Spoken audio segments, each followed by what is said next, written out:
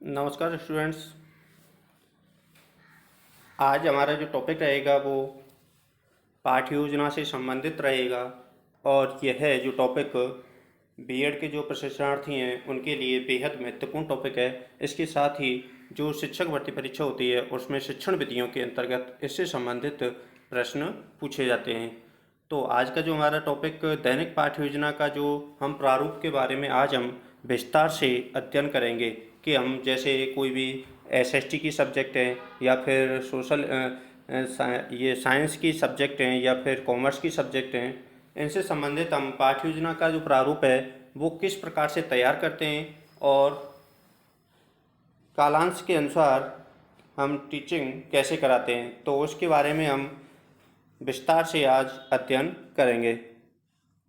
तो इसका जो मुख्य रूप से हम जो पाठ्य योजना का प्रारूप पढ़ते हैं वो हार्वर्ड की पंचपदीय जो प्रणाली है उसके अकॉर्डिंग हम पाठ्य योजना तैयार करते हैं। तो उन्होंने जो हार्वर्ड नाम के जो विद्वान थे उन्होंने 5 पदों के अनुसार पाठ्य योजना का पैटर्न तैयार किया था और उसे उनके नाम पर हार्वर्ड की पंचपदीय प्रणाली के नाम से जाना जाता है।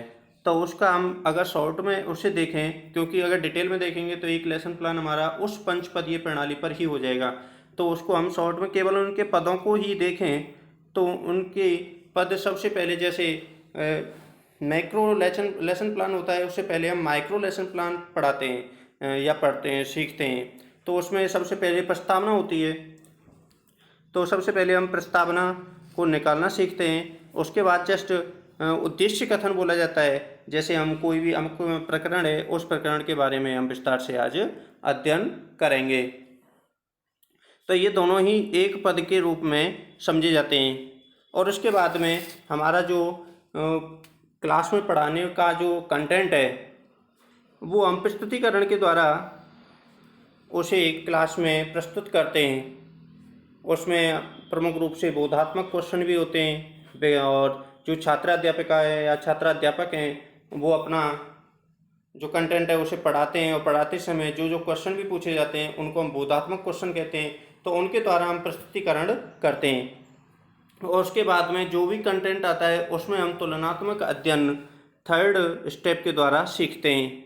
और जब हम तुलना करना सीख जाते हैं तो हम नवीन परिस्थितियों में और उनके द्वारा अपनी सामान्य और विशिष्ट परिस्थितियों में उनका सामान्यीकरण किस प्रकार से किया जाता है, उन सामान्यीकरण को हम लेसन प्लान के द्वारा बच्चों को करना सिखाते हैं। जब बच्चे सामान्यीकरण करना सीख जाते हैं तो वो उस कंटेंट के बारे में पूर्ण रूप से ज्ञान ग्रहण कर लेते हैं और प्रयोग करने के लिए वो उनमें समझ आ जाती है और वो तैयार हो जाते हैं। अतः जो सीखे हुए ज्ञान का वो नवीन परिस्थितियों में कोई भी अगर प्रयोग करते हैं तो वो इस 5वें स्टेप के द्वारा करते हैं। तो कोई भी अगर कार्य वो सीख जाते हैं तो वो प्रयोग करना भी सीख जाते हैं। तो ये इन 5 जो स्टेप हार्वर्ड ने बताए हैं, इन 5 स्टेपों को हम अपनी दैनिक पाठ्य योजना के अंतर्गत हम लागू करते हैं। तो आज का जो हमारा लेसन प्लान है वो मुख्य रूप से इसी पाठ्य योजना से संबंधित रहेगा, जिसमें हम विस्तार से इसका अध्ययन आज कर पाएंगे। और आपसे ये भी कहा जाता है कि अगर आपको समस्या समझने में या फिर इससे संबंधित कोई भी समस्या है तो कमेंट के द्वारा उसमें आप डाल दीजिए, जिसका आंसर जितना संभव हो सकेगा हम देने का प्रयास करेंगे। तो देखिए, अगर हम कोई भी लेसन प्लान बनाते हैं या पढ़ाते हैं तो सबसे पहला हमारा फर्स्ट स्टेप होता है कि हम क्लास में एंट्री करते ही सबसे पहले बोर्ड पर जाते हैं और बोर्ड पर हम अपना जो बोर्ड की फॉर्मेलिटीज़ हैं सबसे पहले उनको पूरा करते हैं। तो बोर्ड की जो फॉर्मेलिटीज़ हैं सबसे पहले वो दिनांक डाला जाता है, कौन सी क्लास में हम पढ़ा रहे हैं वो क्लास, उसके बाद कौन सी सब्जेक्ट पढ़ा रहे हैं और हमारा टॉपिक हम बाद में डालेंगे। सबसे पहले विषय डालेंगे, उसके बाद कालांश, समयावधि। अगर विषय से संबंधित कोई हमारी उप विषय है तो उप विषय का भी हम इसके बाद कौन सी सब्जेक्ट है वो डाल देंगे। उसके बाद हम सीधे ही क्या करेंगे कि प्रस्तावना क्वेश्चन पूछेंगे। प्रस्तावना क्वेश्चन पूछने के बाद में जब हम उद्देश्य कथन बोलेंगे तब हम अपना प्रकरण बोर्ड पर अंकित करेंगे। तो इसके बाद हम ये कार्य करने के बाद, इसके बाद जब हम डायरी पर जो लेसन प्लान बनाते हैं वो बनाना मैं आपको बता रहा हूँ। जैसे हम डायरी पर चाहे तो हमारी सामाजिक अध्ययन हो या फिर सामान्य विज्ञान हो या फिर कॉमर्स शिक्षण कार्य हो, तो इन तीनों ही सब्जेक्टों में एक सामान्य लेसन प्लान कैसे बनाया जाता है उसका पैटर्न आज हम विस्तार से सीखेंगे। अगर इससे संबंधित कोई भी अगर आपको समस्या आती है तो आप कमेंट करके बता दीजिएगा। तो ये कार्य हम करने के बाद विद्यालय का नाम डालेंगे कि हम कौन से विद्यालय में अपना शिक्षण कार्य करा रहे हैं। विद्यालय का नाम डालने के बाद हमारे सामान्य उद्देश्य होते हैं, उन सामान्य उद्देश्यों को हम डायरी पर लिखते हैं। तो हमारा पहला सामान्य उद्देश्य होगा, जैसे मैं अभी बोल रहा हूँ तो आप वीडियो को पॉज करके धीरे से आप लिख लेना, और क्योंकि अब मैं थोड़ा फास्टली बोल रहा हूँ तो आप इतना जल्दी लिख नहीं सकते, तो आप कॉपी पेन लेके साथ में बैठना। जैसे मैं सबसे पहले सामान्य उद्देश्यों को बोलूँगा, उसके बाद मैं विशिष्ट उद्देश्यों को विस्तार से आपको बताऊँगा। तो सामान्य उद्देश्य, जैसे हम कोई भी लेसन प्लान पढ़ा रहे हैं तो सबसे पहला सामान्य उद्देश्य है कि हम प्रकरण से संबंधित छात्र एवं छात्राएं ज्ञान ग्रहण कर सकेंगे। दूसरा सामान्य उद्देश्य है प्रकरण से संबंधित छात्र एवं छात्राएं सामान्य रूप से जान सकेंगे। तीसरा है प्रकरण से संबंधित छात्र एवं छात्राएं प्रत्यय स्मरण कर सकेंगे। प्रत्यय स्मरण का मतलब है प्रत्यक्ष ज्ञान। अगला उद्देश्य है प्रकरण से संबंधित छात्र एवं छात्राएं प्रत्याभिज्ञान प्राप्त कर सकेंगे। तो जो मैंने सामान्य उद्देश्य बोले ये थोड़े स्पीड में बोले, अतः आप जैसे अगर नोट करना चाहते हैं तो आप वीडियो को पॉज करके नोट कर सकते हैं। इसके बाद आते हैं विशिष्ट उद्देश्य। विशिष्ट उद्देश्यों में सबसे पहला जो हमारा उद्देश्य है, देखिए ये इस तरीके से ज्ञानात्मक उद्देश्य, थोड़ा ये टाइपिंग में गलत हो गया है। तो ज्ञान सबसे पहले हमारा जो विशिष्ट उद्देश्य में होता है ज्ञानात्मक उद्देश्य, उसके बाद बोधात्मक उद्देश्य, प्रयोगात्मक उद्देश्य, अभिरुच्यात्मक उद्देश्य, अभिवृत्त्यात्मक उद्देश्य और इसके बाद कौशलात्मक उद्देश्य। इन उद्देश्यों के बारे में हम छात्र में विशिष्ट उद्देश्यों का परिवर्तन करते हैं, उनके व्यवहार में परिवर्तन करते हैं, और हम एक ऐसी पाठ्य योजना बनाते हैं जो इन सभी उद्देश्यों का पूर्ति करने वाला पाठ्य योजना हो। तो अभी मैं इन सभी उद्देश्यों का आप कॉपी पेन लेके इनको नोट करना, मैं अभी बोल रहा हूँ। जैसे सबसे पहले ज्ञानात्मक उद्देश्य। ज्ञानात्मक उद्देश्य क्या होता है कि अगर हम कोई भी कंटेंट पढ़ा रहे हैं या संबंधित विषय पढ़ा रहे हैं, वो उसके लिए एक नवीन सब्जेक्ट, एक नवीन कंटेंट होना चाहिए जिसके बारे में उसकी रुचि हो जानने की, और जानने के लिए वो इच्छुक हो। तो इस उद्देश्य का मतलब है, जैसे सबसे पहले यहाँ पर लिखना ज्ञानात्मक उद्देश्य के सामने जो मैंने आगे लिखा है अपेक्षित व्यवहारगत परिवर्तन, तो इसमें 1 नंबर डाल के लिखना विद्यार्थी प्रकरण से संबंधित तथ्यों की पहचान कर सकेंगे। क्योंकि उनके सामने कोई भी कंटेंट होता है वो एक नवीन होता है, और उससे संबंधित कोई भी अगर पहचान किया जा रहा है तो वो हमारा ज्ञानात्मक उद्देश्य में होगा। विद्यार्थी प्रकरण से संबंधित तथ्यों की पहचान कर सकेंगे। इसी में 2 नंबर डाल के लिखना विद्यार्थी तथ्य, तिथि, घटना, नियम आदि का पुनः स्मरण कर सकेंगे।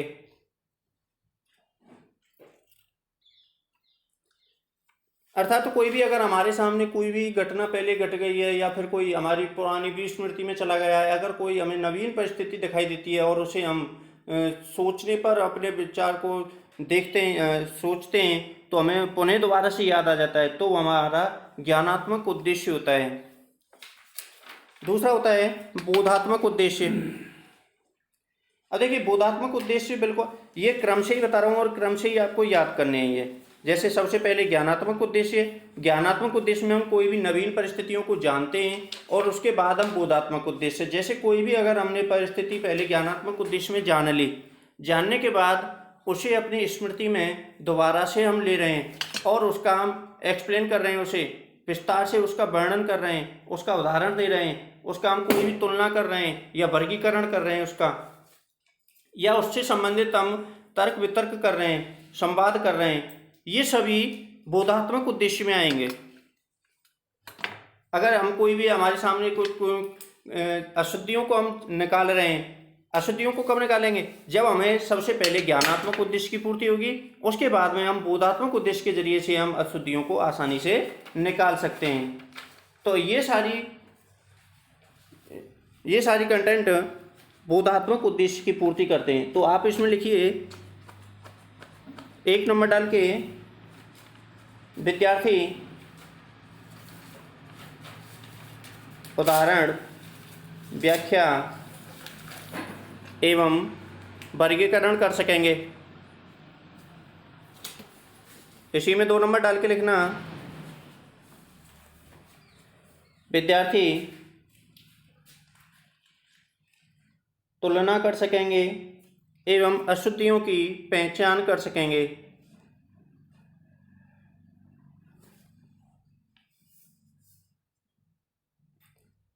अब इसके बाद आता है प्रयोगात्मक उद्देश्य।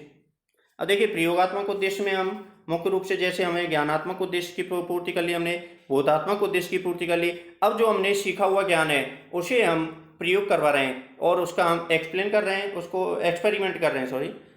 तो उसमें हम प्रयोग के द्वारा अगर हमारा वो कार्य जो हमने सीखा है सिद्ध हो जाता है, तो उससे संबंधित हम कोई भी निर्णय ले सकते हैं, उससे संबंधित हम भविष्यवाणी कर सकते हैं, उससे संबंधित हम कोई भी अगर हमारे सामने समस्या उत्पन्न होती है तो उस समस्या का समाधान कर सकते हैं, विषयों का विषय विश्लेषण कर सकते हैं, उपकरणों का आयोजन कर सकते हैं और अपने जो हमें ज्ञान प्राप्त हुआ है उस ज्ञान का हम नवीन परिस्थितियों में उपयोग कर सकते हैं। तो ये सारे उद्देश्य की पूर्ति हमें प्रयोगात्मक उद्देश्य के जरिए से होती है। तो इसमें 1 नंबर डाल के लिखना कि विद्यार्थी प्रकरण से संबंधित दैनिक जीवन में उपयोग कर सकेंगे। 2 नंबर पर डाल के लिखना, विद्यार्थी अपने सीखे हुए ज्ञान का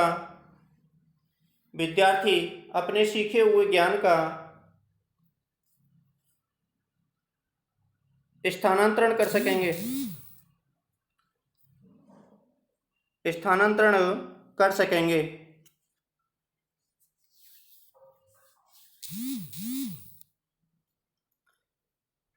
एक मिनट।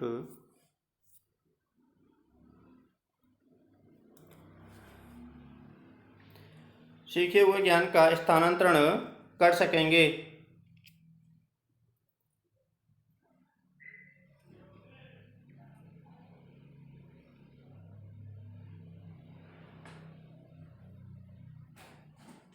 इसके बाद आता है अभिरुच्यात्मक।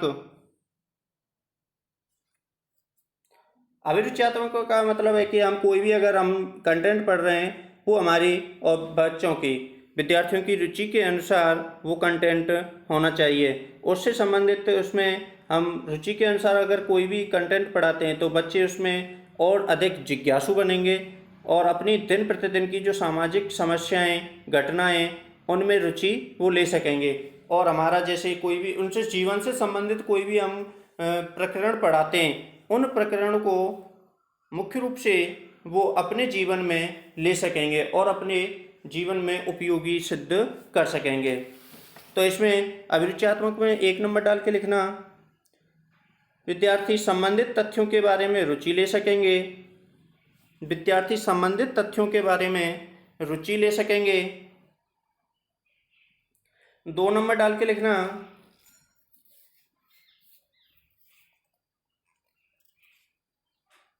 विद्यार्थी मूल्य भावनाओं को समझने में रुचि ले सकेंगे। विद्यार्थी मूल्य भावनाओं को समझने में रुचि ले सकेंगे। इसके बाद आता है अगला उद्देश्य, अभिवृत्त्यात्मक उद्देश्य। अभिवृत्त्यात्मक उद्देश्य का मतलब है कि हम कोई भी अगर हमारी जिस कार्य में रुचि है उस कार्य को अगर हम लगातार करते हैं तो उस कार्य को करते करते हमारी वो उससे संबंधित वृत्ति बन जाती है, अर्थात एक आदत सी बन जाती है और उससे संबंधित हमारी सोच बन जाती है। जैसे अगर हम कोई भी प्रयोग कर रहे हैं, प्रयोग करते करते हमारी सोच वैज्ञानिक सोच हो जाएगी, विभिन्न प्रकार के तथ्य एवं उससे संबंधित हमारे दृष्टिकोण विकसित हो जाएंगे और जब हमारे हर प्रयोग सफल हो रहा है तो हमें अपने अंदर से आत्मविश्वास भी पैदा हो जाएगा और विश्वसनीयता भी उसमें पैदा होगी। तो इस प्रकार की जो कंटेंट हमारे व्यवहार में पैदा हो रहे हैं और जो हमारे व्यवहार में परिवर्तन ला रहे हैं वो ही अभिवृत्ति कहलाती है। तो इसमें 1 नंबर डाल के लिखना कि विद्यार्थियों का वैज्ञानिक दृष्टिकोण विकसित हो सकेगा। विद्यार्थियों का वैज्ञानिक दृष्टिकोण विकसित हो सकेगा। विद्यार्थियों में विश्वसनीयता, विद्यार्थियों में विश्वसनीयता, सृजनात्मकता और लोकतांत्रिक दृष्टिकोण विकसित हो सकेगा और लोकतांत्रिक दृष्टिकोण विकसित हो सकेगा। अब इसके बाद कौशलात्मक उद्देश्य। कौशलात्मक उद्देश्य क्या होता है कि अगर हम इन सभी उद्देश्यों की पूर्ति अपने व्यवहार में कर लेते हैं तो उसके बाद में कौशलात्मक उद्देश्य होता है। कौशलात्मक उद्देश्य होता है जैसे हम किसी भी कार्य को अपने स्वयं के द्वारा, अपनी इंद्रियों के द्वारा, अपनी कर्मेंद्रियों के द्वारा उस कार्य को संपादित कर सकें और जब हमने वो कार्य अपनी इंद्रियों के द्वारा संपादित कर दिया तो उससे संबंधित हमारा कौशल विकसित हो जाएगा। जैसे जैसे भूगोल के बारे में हम पढ़ रहे हैं तो भूगोल के बारे में, फसलों के बारे में पढ़ रहे हैं, खनिजों के बारे में पढ़ रहे हैं, उनके बारे में हम जैसे राजस्थान के खनिज पढ़ रहे हैं, राजस्थान के खनिजों का हम राजस्थान का एक मैप तैयार करके उनको इंकित करते हैं, अर्थात तो वो हमारा कौशलात्मक विकास है। कोई भी उसके संबंधित मानचित्र तैयार करते हैं तो वो मानचित्र हमारा कौशलात्मक विकास है। कोई भी चित्रकार चित्र तैयार करता है तो उसका वो कौशल है। इससे संबंधित हम विभिन्न प्रकार के डायग्राम बनाते हैं या फिर सारणी तैयार करते हैं, रेखा चित्र बनाते हैं, मानचित्र बनाते हैं, चित्र बनाते हैं या फिर मॉडल बनाते हैं। मॉडल में प्रतिरूप किसी भी चीज़ का, तो वो हमारा कौशलात्मक उद्देश्य के अंतर्गत आता है। तो इसमें 1 नंबर डाल के लिखना कि विद्यार्थी संबंधित प्रकरण में चित्र, मानचित्र, रेखाचित्र, सारणी आदि बना सकेंगे। अगला 2 नंबर डाल के इसी में लिखना आंकड़ों को ठीक प्रकार से संग्रहित करके वर्गीकृत कर सकेंगे। तो इस प्रकार के जो हमारे 6 विशिष्ट उद्देश्य हैं, इन उद्देश्यों को यहाँ तक हम जो हमारा डायरी का लेफ्ट पेज है, फर्स्ट पेज आता है, उसके बैक साइड में लेफ्ट पेज आता है, वहाँ पर ये सारी चीज़ें आपको इंकित करनी है। ये विशेष रूप से मैं जो बीएड कर रहे हैं उनके लिए बता रहा हूँ, बाकी का तो आप सीधे देख सकते हैं।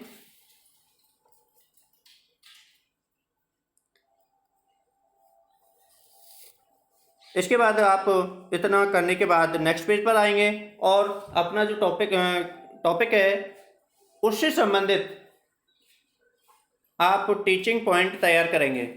टीचिंग पॉइंट आपके मिनिमम 3 होने चाहिए और 3 मिनिमम पॉइंट होने के साथ वो उस टॉपिक से संबंधित होने चाहिए। उनको आप शिक्षण बिंदु के नाम से इंकित करके 1 नंबर, 2 नंबर और 3 नंबर इनके सामने आप लिख देंगे। इतना कार्य करने के बाद आप एक हेडिंग बनाएंगे, शिक्षण सहायक सामग्री। अब देखिए शिक्षण सहायक सामग्री TLM, टीचिंग लर्निंग मटेरियल, तो इसमें आप जो हम शिक्षण कराते समय, टीचिंग कराते समय जिन जिन उपकरणों का हम प्रयोग करते हैं उन उपकरणों का नाम यहाँ पर अंकित कर देंगे। जैसे हम चौक, झाड़न मीन्स डस्टर, लपेट फलक मीन्स ये रोलर बोर्ड, चार्ट एंड संकेतक मीन्स पॉइंटर। तो जो भी हम, जैसे अगर उससे संबंधित मॉडल भी हम बना रहे हैं तो मॉडल भी हम लिख देंगे। तो इनको हम ऊपर अंकित कर देंगे। इसके बाद में हम पूर्व ज्ञान लिखेंगे। पूर्व ज्ञान, तो पूर्व ज्ञान में छात्र एवं छात्राएं या विद्यार्थी कर देंगे। इसमें प्रकरण से संबंधित सामान्य जानकारी पूर्व में रखते हैं। तो हमारे जो, इसके बाद हम प्रस्तावना से संबंधित क्वेश्चन पूछेंगे। इसके बाद हम प्रस्तावना लिखेंगे और प्रस्तावना से संबंधित क्वेश्चन तैयार करके छात्रों से प्रस्तावना संबंधी क्वेश्चन पूछेंगे। तो इसमें सबसे पहले प्रस्तावना का फॉर्मेट तैयार करेंगे। क्रम संख्या, छात्राध्यापिका क्रिया, छात्राध्यापिका या छात्राध्यापक, इसके बाद विधि या प्रविधि।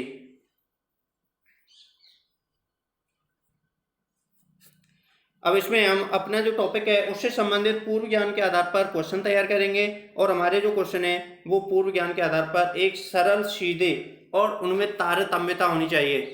ऐसे नहीं कि स्तर के अनुकूल ना हो, स्तर के अनुकूल क्वेश्चन हमारे होने चाहिए और हम प्रस्तावना तैयार कर देंगे। इसके बाद हमारा जो लास्ट का जो क्वेश्चन आएगा वो समस्यात्मक क्वेश्चन आएगा और उस समस्यात्मक क्वेश्चन जो हमारा टॉपिक से संबंधित है वो ही होगा। अतः उद्देश्य कथन में हम समस्या संबंधित जो टॉपिक है उससे संबंधित छात्रों आज हम जो टॉपिक का है उसका नाम लेके संबंधित विस्तार से अध्ययन करेंगे। इतना कार्य करने के बाद आप सीधे ही अपने प्रस्तुतिकरण पर आ जाएंगे।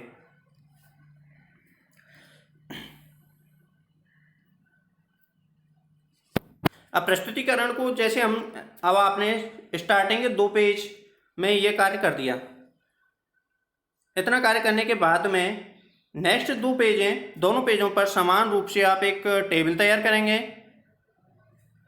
दोनों पेजों को एक साथ रूप से, जिसमें क्रम संख्या, शिक्षण बिंदु, छात्राध्यापक एवं छात्राध्यापिका क्रिया, छात्र छात्रा क्रियाएं, विधि प्रविधि, श्यामपट्ट कार्य। तो इतना कार्य आप पूरी टेबल पर दोनों पेजों पर समान रूप से ऊपर लिखेंगे। अब इसमें हमारा जो मैंने अभी कुछ देर पहले बताया था कि हमारा जो प्रकरण से संबंधित टीचिंग पॉइंट हमने तैयार किए थे 3, उनमें से पहला फर्स्ट टीचिंग पॉइंट डालेंगे शिक्षण बिंदु के अंतर्गत।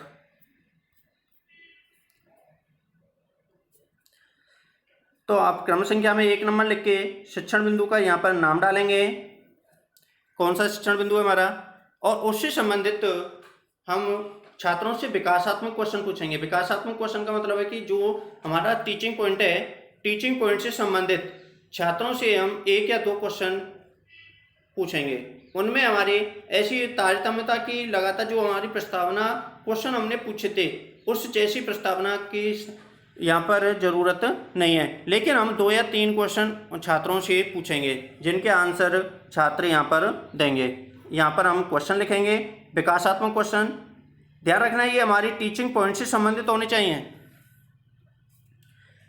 इसके बाद जो हमारी विधि और प्रविधि चलेगी वो हमारी प्रविधि चलेगी, इसमें प्रश्नोत्तर प्रविधि, क्योंकि जो हमारी मुख्य विधि होती है जो हमारी टीचिंग कार्य कराएंगे वो हमारी विधि होगी।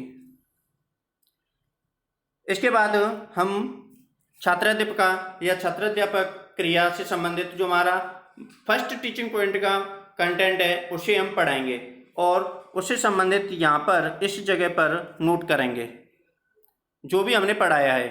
5-10 लाइन जो भी हमने पढ़ाई हैं उससे संबंधित इस जगह पर हम उसे नोट कर देंगे और उस टाइम पर छात्र क्या करेंगे, उस कंटेंट को ध्यानपूर्वक सुनेंगे। सुनने के बाद में जैसे क्लास में हम बीच बीच में क्वेश्चन पूछते हैं, या फिर एक कंटेंट पूरा हो जाने के बाद में उससे संबंधित हम क्वेश्चन पूछेंगे। वो क्वेश्चन हमारे बोधात्मक क्वेश्चन होते हैं, जो कि अभी जस्ट हमने जो पढ़ाया है, पहला टीचिंग पॉइंट जो हमने पढ़ाया है उससे संबंधित वो क्वेश्चन होते हैं, और उनसे संबंधित छात्र क्या करेंगे, उसमें आंसर देंगे। इस जगह पर एक या दो क्वेश्चन पूछने के बाद इसमें हमारी जो प्रविधि चलेगी वो हमारी प्रश्नोत्तर प्रविधि चलेगी। अब देखिए, इसमें ये कार्य कराने के बाद जो हम छात्र अध्यापक क्रिया कर रहे थे, हम पढ़ा रहे हैं, उस टाइम पर हम श्यामपट्ट का भी कार्य इस जगह पर करेंगे। जो भी हमारे अशुद्ध शुद्ध अशुद्ध हैं, या फिर कठिन शब्दार्थ हैं, या फिर कोई भी मैप है, डायग्राम है, चित्र है, वर्गीकरण है, तुलनात्मक कोई भी अध्ययन है, उसे हम श्यामपट्ट पर यहाँ पर अंकित करेंगे।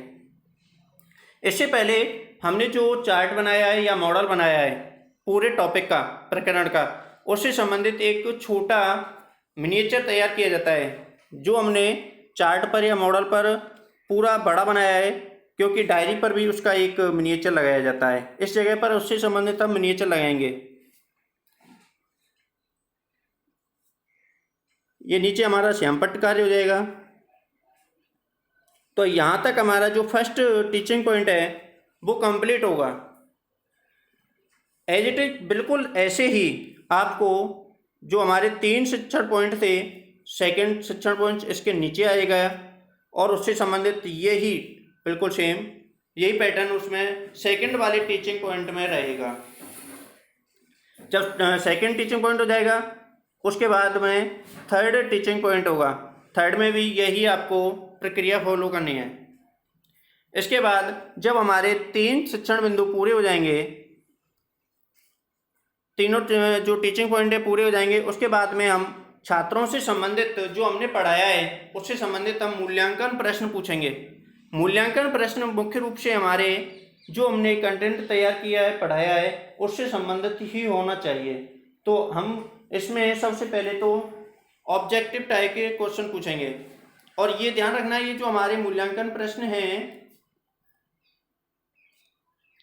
ये हमारे जो रोलर बोर्ड है उस पर लिखे हुए होते हैं। अतः आप शिक्षण कार्य कराने के बाद में रोलर बोर्ड को ओपन करेंगे, क्लास बच्चों के सामने रखेंगे, और उससे संबंधित सबसे पहले जो वस्तुनिष्ठ प्रश्न हैं उनसे संबंधित हम क्वेश्चन तैयार करके 1 या 2 क्वेश्चन वस्तुनिष्ठ क्वेश्चन पूछेंगे। इसके बाद वन लाइनर क्वेश्चन जो होते हैं, अति लघुत्रात्मक क्वेश्चन जिनको बोला जाता है, ऐसे क्वेश्चन पूछेंगे। उसके बाद में लघुत्रात्मक प्रश्न पूछेंगे। तो ऐसे हम आपको डायरी में तैयार करना है, तो वस्तुनिष्ठ क्वेश्चन 1 या 2 करने हैं आपको, लघुत्रात्मक क्वेश्चन 1 या 2 करने हैं आपको डायरी में। केवल क्वेश्चन ही आपको लिखने हैं, उसके आंसर डायरी पर आपको नहीं लिखने हैं। लघुत्रात्मक क्वेश्चन 1 या 2 लिखने हैं। तो ये हमारे मूल्यांकन से संबंधित प्रश्न हो जाएंगे। तथा गृह कार्य के लिए आप 1 या 2 निबंधात्मक प्रश्न भी देंगे। तो आपको केवल जैसे ये मूल्यांकन प्रश्न और गृह कार्य, डायरी पर केवल व केवल प्रश्न लिखने, उनके आंसर आपको नहीं लिखने। इसके बाद में पर्यवेक्षक टिप्पणी, जैसे आप पढ़ा रहे होते हैं तो आपको डायरी पीछे रखनी होती है, और आपके ऑब्जर्वर जो आते हैं सर वो चेक करते हैं, और यहाँ पर आप टीचिंग से संबंधित आपके कमेंट डालते हैं। तो उसके लिए आपको यहाँ पर थोड़ी सी जगह छोड़नी है, और नीचे हस्ताक्षर लिखने, जो आपके सर आएंगे और वो यहाँ पर सिग्नेचर करते हैं। तो जो हमारा जो लेसन प्लान का जो प्रारूप है वो इस तरीके से आपको बनाना है। और कंप्लीट इसमें हम सामाजिक अध्ययन, सामान्य विज्ञान, जिसमें ये सभी आ जाएंगी, जो केमिस्ट्री है, बायोलॉजी है और कॉमर्स, इन तीनों सब्जेक्टों का इस तरीके से आप लेसन प्लान तैयार कर सकते हैं। तो मैं समझता हूँ आज का जो हमारा लेसन हुआ है ये आपके लिए यूजफुल रहेगा, आपकी समझ में आया होगा। अगर इससे संबंधित आपको कोई भी दिक्कत है तो आप इससे संबंधित नीचे कमेंट करके आप बताइएगा, जिसका हम सॉल्यूशन करने का पूरा प्रयास करेंगे। धन्यवाद।